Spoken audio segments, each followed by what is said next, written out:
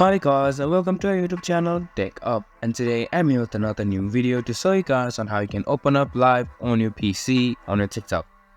To do so, first of all, just open up your TikTok account on your Google Chrome browser like I already did, and once you add your TikTok account you'll be on the For You page.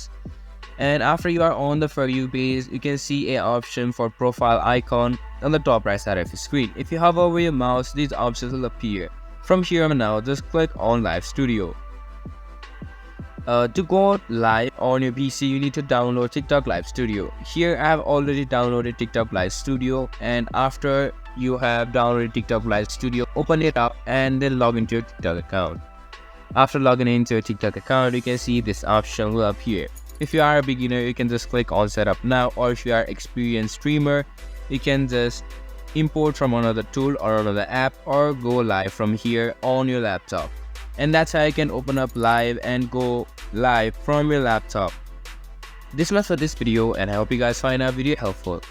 If you do, make sure to leave a like, subscribe to our YouTube channel and hit the bell notification. And don't forget to drop a comment for review and for more content like this. See you guys in our next video. Thank you for watching.